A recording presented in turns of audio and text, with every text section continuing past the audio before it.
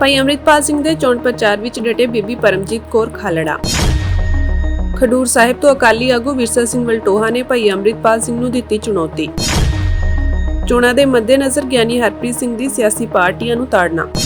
ਖਡੂਰ ਸਾਹਿਬ ਤੋਂ ਬੀਬੀ ਪਰਮਜੀਤ ਕੌਰ ਖਾਲੜਾ ਭਾਈ ਅੰਮ੍ਰਿਤਪਾਲ ਸਿੰਘ ਦੇ ਪ੍ਰਚਾਰ ਵਿੱਚ ਡਟ ਗਏ ਹਨ। ਅੱਜ ਸਿੱਖ ਸੰਗਤਾਂ ਨਾਲ ਰੂਬਰੂ ਹੁੰਦਿਆਂ ਉਹਨਾਂ ਕਿਹਾ ਕਿ ਸਾਡਾ ਮੁੱਦਾ ਨਾਲੀਆਂ ਗਲੀਆਂ ਬਣਵਾਉਣਾ ਜਾਂ ਆਟਾ ਦਾਲ ਦੇਣਾ ਨਹੀਂ, ਬਲਕਿ ਪੰਥ ਦੀ ਚੜ੍ਹਦੀ ਕਲਾ ਲਈ ਪੰਥਕ ਮੁੱਦਿਆਂ ਨੂੰ ਸੁਲਝਾਉਣਾ ਹੈ। ਉਹਨਾਂ ਇਸ ਮੌਕੇ ਵਿਰਸਾ ਸਿੰਘ ਵਲਟੋਹਾ ਨੂੰ ਵੀ ਜਵਾਬ ਦਿੱਤਾ। ਉਹਨਾਂ ਕਿਹਾ ਕਿ ਪਿਛਲੀ ਵਾਰ ਵੀ ਪੂਰੀ ਉਮੀਦ ਸੀ ਕਿ ਅਸੀਂ ਜਿੱਤ ਜ਼ਰੂਰ ਹਾਸਲ ਕਰਾਂਗੇ, ਪਰ ਪੂਰੇ ਸਮੇਂ ਤੇ ਕੀ ਹੇਰਾਫੇਰੀ ਹੋਈ, ਇਸ ਵਾਰ ਉਸ ਤੋਂ ਸਾਨੂੰ ਸੁਚੇਤ ਰਹਿਣ ਦੀ ਲੋੜ ਹੈ। ਉਹਨਾਂ ਕਿਹਾ ਕਿ ਭਾਈ ਅੰਮ੍ਰਿਤਪਾਲ ਸਿੰਘ ਤੇ ਝੂਠਾ ਐਨਐਸਏ ਲਗਾ ਕੇ ਪਹਿਲਾਂ ਜੇਲ੍ਹ ਵਿੱਚ ਕੈਦ ਕਰ ਦਿੱਤਾ ਗਿਆ ਤਾਂ ਜੋ ਕੋਈ ਪੰਥ ਦੀ ਗੱਲ ਨਾ ਕਰ ਸਕੇ। ਸਾਡੇ ਬੇਅਦਬੀ ਦੇ ਇਨਸਾਫ ਤੇ ਬੰਦੀ ਸਿੰਘਾਂ ਦੀ ਰਿਹਾਈ ਵਰਗੇ ਗੰਭੀਰ ਮਸਲੇ ਹੱਲ ਨਹੀਂ ਹੋਏ, ਇਸ ਲਈ ਸਾਨੂੰ ਜਥੇਬੰਦ ਹੋ ਕੇ ਪ੍ਰਚਾਰ ਕਰਨ ਦੀ ਲੋੜ ਹੈ।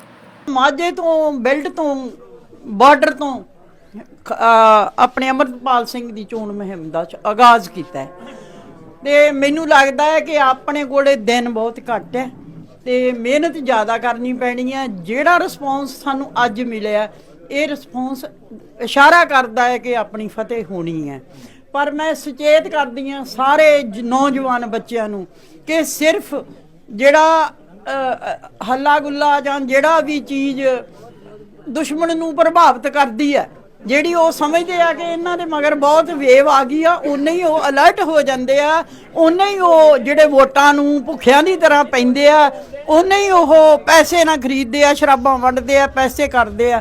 ਪਰ ਮੇਰਾ ਵੀਰ ਮੇਰੀ ਬੱਚਿਆਂ ਨੂੰ ਬੇਨਤੀ ਆ ਕਿ ਜਥੇਬੰਦ ਹੋ ਜਾਓ, ਪਿੰਡਾਂ ਵਿੱਚ ਕਮੇਟੀਆਂ ਬਣਾਓ, ਹੁਣੇ ਹੀ ਆਪਣਾ ਜਿਹੜੇ ਬੂਥ ਹੈ ਉਹਨਾਂ ਨੂੰ ਕਾਮਯਾਬ ਕਰੋ, ਝੋਲੇ ਫੜੋ, ਕਿਹਨੇ ਬੂਥਾਂ ਤੇ ਬਹਿਣਾ ਹੈ, ਕਿਵੇਂ ਵੋਟਾਂ ਕੱਢ ਕੇ ਲਿਆਉਣੀਆਂ। ਬਸ ਮੇਰੀ ਇਹੋ ਬੇਨਤੀ ਹੈ। 19 ਦੇ ਵਿੱਚ ਵੀ ਆਪਣੀ ਇੰਨੀ ਵੇਵ ਸੀ ਕਿ ਸਾਰੀ ਦੁਨੀਆ ਦੇ ਵਿੱਚ ਇਹ ਗੱਲ ਚਲੀ ਗਈ ਸੀ, CID ਵੀ ਇਹ ਰਿਪੋਰਟਾਂ ਕਰਦੀ ਸੀ ਕਿ ਖਾਲੜਾ ਨੂੰ ਕੋਈ ਹਰਾ ਨਹੀਂ ਸਕਦਾ। ਪਰ ਹੁਣ ਅਸੀਂ ਜਿਹੜੀ ਗੱਲ ਦਾ ਸਾਨੂੰ ਸ਼ੱਕ ਪੈਂਦਾ ਹੈ ਉਹਨੂੰ ਅਸੀਂ ਅੰਦੇਸ਼ਾ ਦੂਰ ਕਰਨਾ ਹੈ। ਅਸੀਂ ਗਰਾਊਂਡ ਤੇ ਜਾਣਾ ਹੈ, ਅਸੀਂ ਗਰਾਊਂਡ ਤੇ ਜਾ ਕੇ ਪਿੰਡਾਂ ਵਿੱਚੋਂ ਵੋਟਾਂ ਕੱਢ ਕੇ ਵੋਟਾਂ ਭੁਗਤਾਉਣੀਆਂ ਹੈ। ਇਹ ਨੇਕੀ ਤੇ ਬਦੀ ਦੀ ਜੰਗ ਹੈ। ਇਹ ਕੋਈ ਨਾਲੀਆਂ ਗਾਲੀਆਂ ਤੇ ਜਾਂ ਕੋਈ ਹੋਰ ਇਹੋ ਜਿਹੀਆਂ ਸਮੱਸਿਆਵਾਂ, ਖਾਲੀ ਜਿਹੜੇ ਆਟੇ ਖਰੀਦਣੇ ਜਾਂ ਦੇਣੇ ਸਰਕਾਰ ਦੇ, ਉਹ ਸਾਡਾ ਸੈਕੰਡਰੀ ਕੰਮ ਹੈ। ਪਹਿਲਾਂ ਅਸੀਂ ਪੰਥ ਖਾਲਸੇ ਦੀ ਚੜ੍ਹਦੀ ਕਲਾ ਦੇ ਲਈ ਸਭ ਤੋਂ ਪਹਿਲਾਂ ਅਸੀਂ ਭਾਈ ਅੰਮ੍ਰਿਤਪਾਲ ਨੂੰ ਚੁਣਿਆ, ਕਿਉਂਕਿ ਤੁਸੀਂ ਸਾਰਿਆਂ ਮੇਰੇ ਵੀਰਾਂ ਨੇ ਉਹਨਾਂ ਦੀਆਂ ਵੀਡੀਓ ਵੇਖੀਆਂ, ਉਹਨਾਂ ਦੀ ਬੋਲ ਬਾਣੀ ਸੁਣੀ ਆ, ਉਹਨਾਂ ਦਾ ਅੰਦਾਜ਼ ਤੱਕਿਆ। ਉਹ ਅੰਦਾਜ਼ ਸਾਨੂੰ ਖਾਲਸੇ ਨੂੰ ਚਾਹੀਦਾ ਹੈ। ਉਹ ਅੰਦਾਜ਼ ਸਾਨੂੰ, ਮੈਂ ਤੁਹਾਨੂੰ ਬੇਨਤੀ ਕਰਦੀ ਹਾਂ ਕਿ ਉਹ ਅੰਦਾਜ਼ ਤੋਂ ਬਿਨਾਂ ਖਾਲਸੇ ਦੀ ਗੱਲ ਨਹੀਂ ਬਣੀ। ਜੇ ਅੱਜ ਸੰਤ ਭਿੰਡਰਾਂ ਵਾਲਿਆਂ ਦੀ ਗੱਲ ਹੁੰਦੀ ਆ, ਉਹਨੇ ਕੀ ਕੀਤਾ, ਉਹਨਾਂ ਦੀ ਜੁਰਤ ਹੀ ਇੰਨੀ ਸੀਗੀ ਕਿ ਕੋਈ ਉਹਦੇ ਅੱਗੇ ਬੋਲ ਨਹੀਂ ਸੀ ਸਕਦਾ। ਅੱਜ ਭਾਈ ਅੰਮ੍ਰਿਤਪਾਲ ਨੂੰ ਉਹਨਾਂ ਨੇ NSA ਲਾ ਕੇ ਦਿਬੜੂਗਲ ਜੇਲ੍ਹ ਦੇ ਵਿੱਚ ਸੁੱਟਿਆ ਤੇ ਸਾਡੀ ਇਹ ਜ਼ਿੰਮੇਵਾਰੀ ਬਣਦੀ ਹੈ ਕਿ ਉਹਨੂੰ ਬਾਹਰ ਕੱਢਣ ਦੇ ਲਈ ਅਸੀਂ ਇੱਕ ਮੁੱਠ ਹੋ ਕੇ ਇੰਨੀ ਵੋਟ ਪਾਈਏ ਕਿ ਦਿੱਲੀ ਦੀਆਂ ਕੰਧਾਂ ਕੰਬ ਜਾਣ। ਦਿੱਲੀ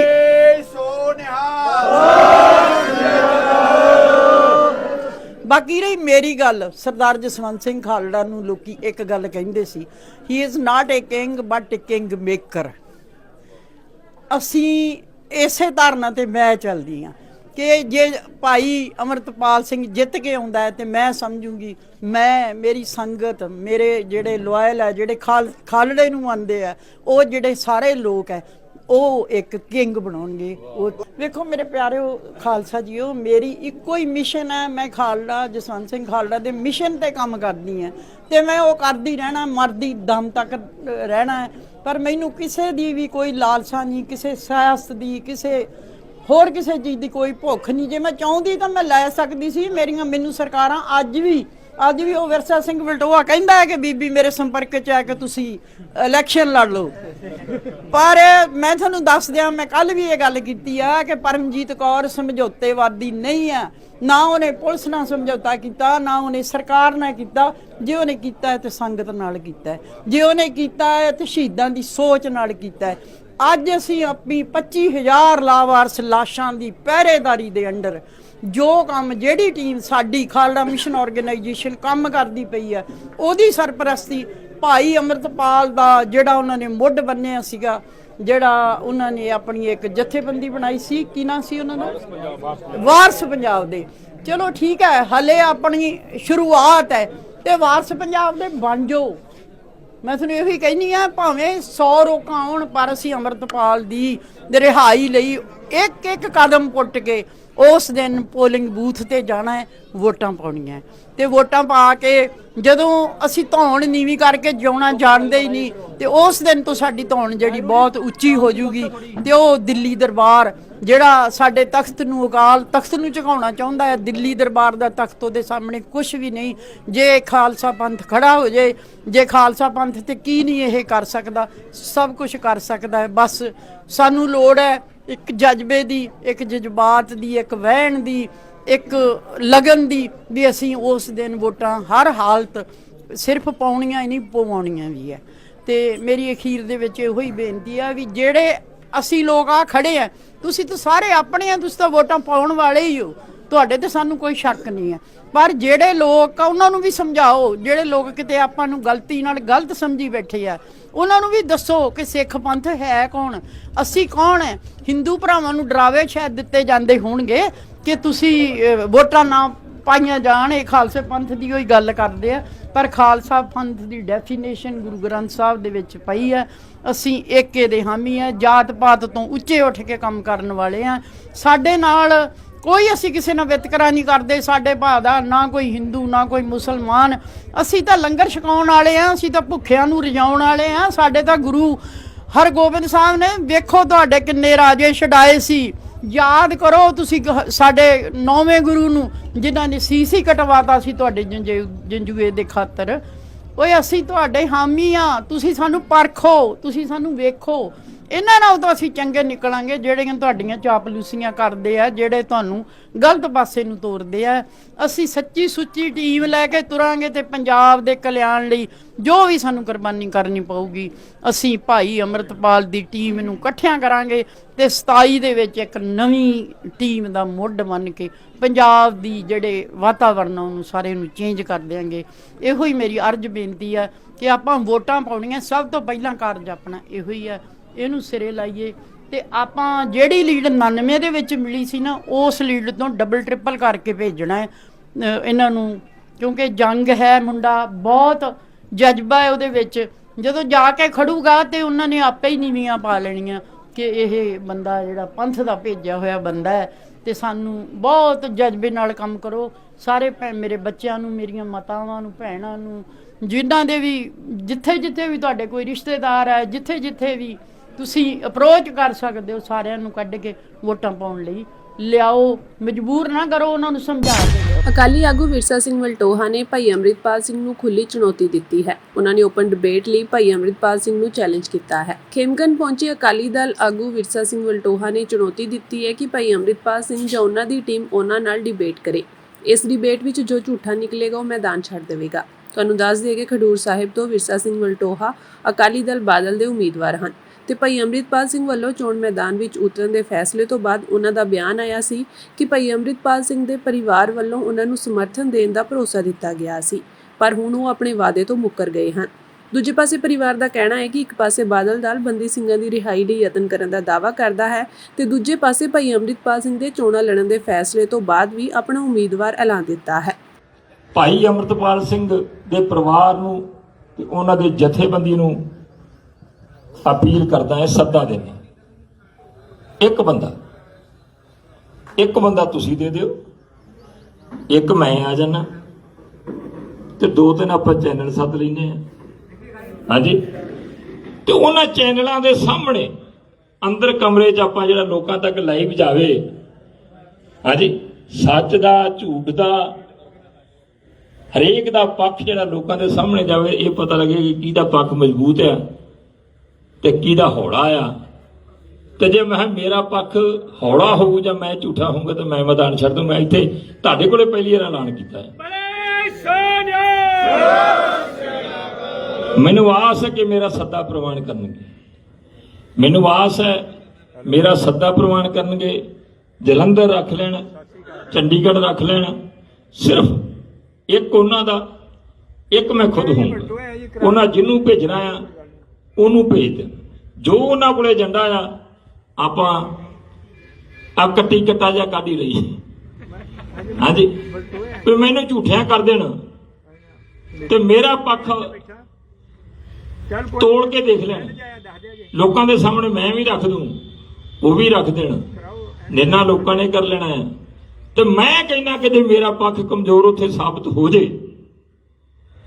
ਜੇ ਮੈਂ ਉੱਥੇ ਕਮਜ਼ੋਰ ਸਾਬਤ ਹੋ ਜਾਂ ਝੂਠਾ ਸਾਬਤ ਹੋ ਜਾਂ ਕਿਸੇ ਗੱਲੋਂ ਕਸਰ ਹੋਵੇ, ਮੈਂ ਦਾਵਾ ਛੱਡ ਦੂੰ, ਭਾਵੇਂ ਪਾਰਟੀ ਪ੍ਰਧਾਨ ਨੂੰ ਨਾ ਪੁੱਛਾਂ। ਮੈਂ ਪਾਰਟੀ ਪ੍ਰਧਾਨ ਨੂੰ ਵੀ ਨਹੀਂ ਪੁੱਛਦਾ, ਮੈਂ ਸਮਝ ਗਿਆ ਕਿ ਮੇਰੇ 'ਚ ਕਮਜ਼ੋਰੀ ਹੈ, ਤੇ ਨਹੀਂ ਤੇ ਫਿਰ ਮੈਂ ਗਿਣਾਊਂ। ਆਹ ਇਲਾਕੇ ਦੀ ਪੱਗ ਦਾ ਕੋਈ ਨਹੀਂ, ਪੱਗ ਐ ਤੁਰਲਿਆ ਗੁਰੂਗੀ ਹਮੇਸ਼ਾ ਰਹੀ ਹੈ।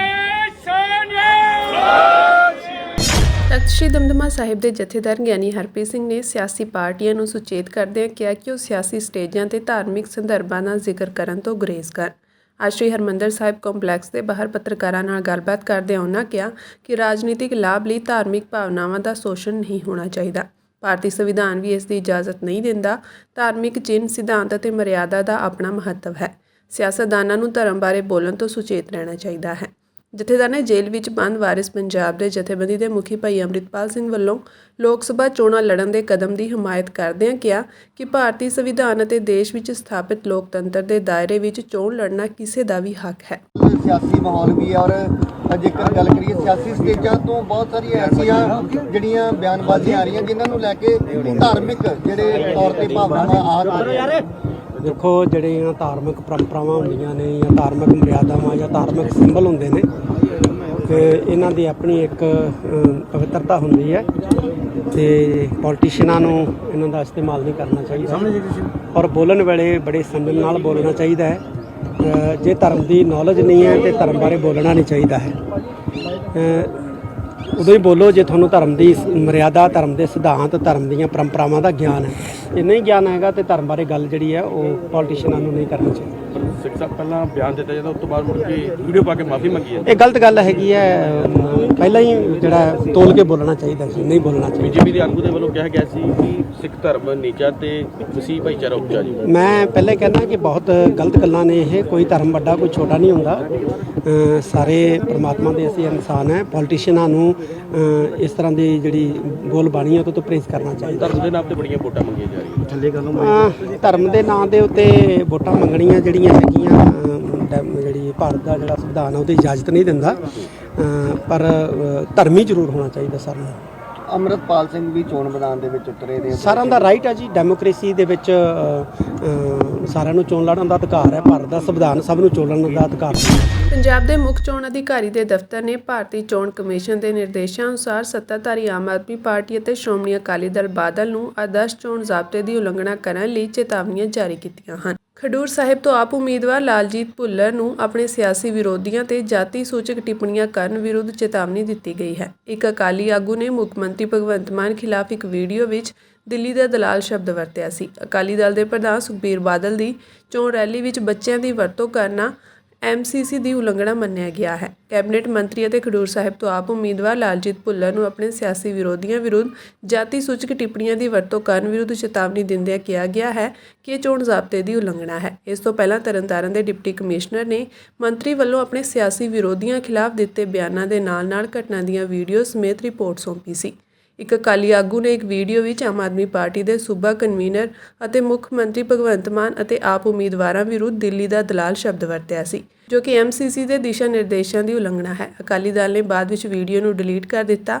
ਇਸ ਤੋਂ ਇਲਾਵਾ ਅਕਾਲੀ ਦਲ ਦੇ ਪ੍ਰਧਾਨ ਸੁਖਬੀਰ ਬਾਦਲ ਦੀ ਚੋਣ ਰੈਲੀ ਵਿੱਚ ਬੱਚਿਆਂ ਦੀ ਵਰਤੋਂ ਨੂੰ MCC ਦੀ ਉਲੰਘਣਾ ਮੰਨਿਆ ਗਿਆ ਹੈ। ਲੁਧਿਆਣਾ ਦੇ DC ਕਮ ਜ਼ਿਲ੍ਹਾ ਚੋਣ ਅਫਸਰ ਨੇ ਵੀ ਇੱਕ ਰਿਪੋਰਟ ਪੇਸ਼ ਕੀਤੀ ਹੈ ਕਿ ਚੋਣ ਪ੍ਰਚਾਰ ਦੌਰਾਨ ਬੱਚਿਆਂ ਦੀ ਵਰਤੋਂ ਕੀਤੀ ਗਈ ਸੀ। ECI ਦੇ ਸਪਸ਼ਟ ਦਿਸ਼ਾ ਨਿਰਦੇਸ਼ ਹਨ ਕਿ ਚੋਣ ਰੈਲੀਆਂ ਪ੍ਰਚਾਰਾਂ ਵਿੱਚ ਬੱਚਿਆਂ ਦੀ ਵਰਤੋਂ ਨਹੀਂ ਕੀਤੀ ਜਾਣੀ ਚਾਹੀਦੀ। ਸ਼੍ਰੋਮਣੀ ਅਕਾਲੀ ਦਲ ਨੂੰ ਭਵਿੱਖ ਵਿੱਚ ਅਜਿਹੀਆਂ ਗਲਤੀਆਂ ਨਾ ਦੁਹਰਾਉਣ ਦੀ ਚੇਤਾਵਨੀ ਦਿੱਤੀ ਗਈ ਹੈ।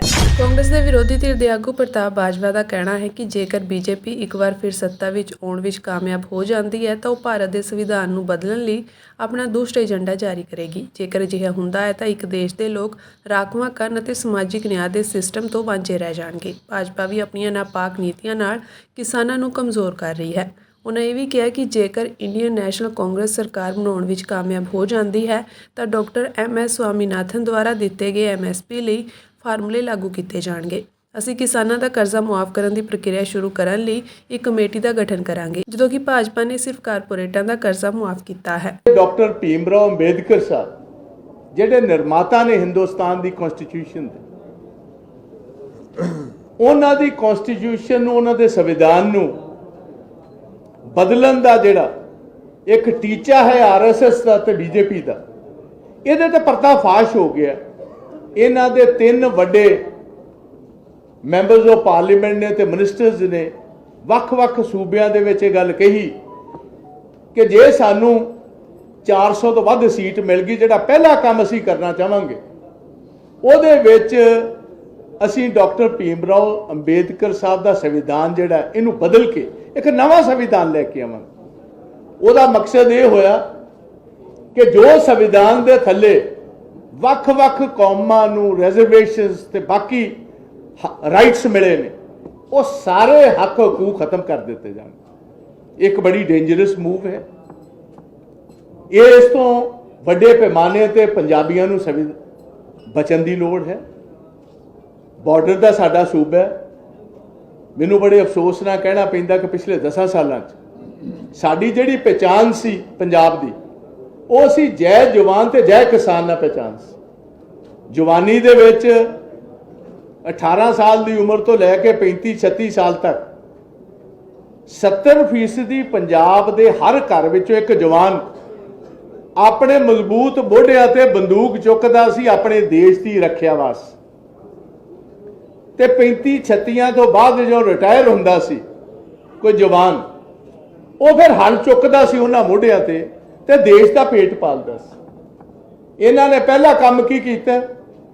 ਪਹਿਲੇ ਤੇ ਆਰਮੀ ਦੀ ਤੇ ਸਾਡੀ ਜਿਹੜੀ ਮਿਲਟਰੀ ਦੀਆਂ ਸਾਰੀਆਂ ਸਰਵਿਸਿਜ਼ ਨੇ ਉਹ ਡਿਸਬੈਂਡ ਕਰ ਦਿੱਤੀ। ਉਹਦੀ ਜਗ੍ਹਾ ਤੇ ਅਗਨੀਵੀਰ ਲੈਣ ਦਾ, ਆਰਮੀ ਦੀ ਭਰਤੀ ਖਤਮ ਕਰ ਦਿੱਤੀ। ਸਾਡੀ ਕਈ 100 ਸਾਲਾਂ ਤੋਂ ਲਗਾਤਾਰ ਉਹ ਪਰੰਪਰਾ ਜਿਹੜੀ ਉਹਨੂੰ ਖਤਮ ਕਰ ਦਿੱਤਾ। ਬਹੁਜਨ ਸਮਾਜਵਾਦੀ ਪਾਰਟੀ ਨੇ ਵੀ ਵੀਰਵਾਰ ਨੂੰ ਅੰਮ੍ਰਿਤਸਰ ਤੋਂ ਵਿਸ਼ਾਲ ਸਿੱਧੂ ਅਤੇ ਖਡੂਰ ਸਾਹਿਬ ਤੋਂ ਸਤਨਾਮ ਸਿੰਘ ਤੂਰ ਨਾਮ ਦੇ 2 ਉਮੀਦਵਾਰਾਂ ਦਾ ਐਲਾਨ ਕੀਤਾ ਹੈ। ਦੋਵਾਂ ਬਾਰੇ ਵੇਰਵੇ ਸਾਂਝੇ ਕਰਦਿਆਂ ਸੂਬਾ ਪ੍ਰਧਾਨ ਜਸਵੀਰ ਐਸ ਗੜੀ ਨੇ ਕਿਹਾ ਕਿ ਇਹ ਦੋਵੇਂ ਮਜ਼੍ਹਬੀ ਸਿੱਖ ਪਿਛੋਕੜ ਵਾਲੇ ਨੌਜਵਾਨ ਉਮੀਦਵਾਰ ਹਨ। ਤੂਰ 29 ਸਾਲਾ ਬੀਟੈਕ ਪਾਸ ਆਊਟ ਹੈ ਤੇ ਕਿਸੇ ਵੀ ਪਾਰਟੀ ਵੱਲੋਂ ਐਲਾਨੇ ਗਏ ਉਮੀਦਵਾਰਾਂ ਵਿੱਚੋਂ ਸਭ ਤੋਂ ਨੌਜਵਾਨ ਹੈ। ਉਹ ਪਿਛਲੇ 2 ਸਾਲਾਂ ਤੋਂ ਪਾਰਟੀ ਦੇ ਤਰਨਤਾਰਨ ਦੇ ਹਲਕਾ ਇੰਚਾਰਜ ਸਨ। ਸਿੱਧੂ 2020 ਵਿੱਚ ਪਾਰਟੀ ਵਿੱਚ ਸ਼ਾਮਿਲ ਹੋਏ ਸਨ ਅਤੇ ਜੰਡਿਆਲਾ ਤੋਂ ਇੱਕ ਅਹੁਦੇਦਾਰ ਸਨ। ਉਹ ਇੱਕ ਗੈਰ ਸਰਕਾਰੀ ਸੰਗਠਨ ਮਿਸ਼ਨ ਸੰਵਿਧਾਨ ਚਲਾ ਰਹੇ ਹਨ। ਅੱਜ ਦੀ ਸੂਚੀ ਤੋਂ ਬਾਅਦ ਪਾਰਟੀ ਨੇ ਪੰਜਾਬ ਦੀਆਂ 13 ਸੀਟਾਂ ਲਈ 12 ਉਮੀਦਵਾਰਾਂ ਦਾ ਐਲਾਨ ਕਰ ਦਿੱਤਾ ਹੈ, ਜਿਸ ਵਿੱਚੋਂ ਸਿਰਫ ਅਨੰਦਪੁਰ ਸਾਹਿਬ ਤੋਂ ਹੀ ਪਾਰਟੀ ਦੇ ਸੂਬਾ ਪ੍ਰਧਾਨ ਜਸਵੀਰ ਸਿੰਘ ਗੜੀ ਸੰਭਾਵਿਤ ਉਮੀਦਵਾਰ ਹਨ। ਗੜੀ ਨੇ ਹਾਲਾਂਕਿ ਕਿਹਾ ਕਿ ਉਮੀਦਵਾਰਾਂ ਦੇ ਐਲਾਨ ਸੰਬੰਧੀ ਸਾਰੇ ਫੈਸਲੇ ਪਾਰਟੀ ਸੁਪਰੀਮੋ ਮਾਇਆਵਤੀ ਅਤੇ ਪੰਜਾਬ ਇੰਚਾਰਜ ਰਣਧੀਰ ਐਸ ਬੈਨੀਵਾਲ ਵੱਲੋਂ ਲਏ ਜਾ ਰਹੇ ਹਨ।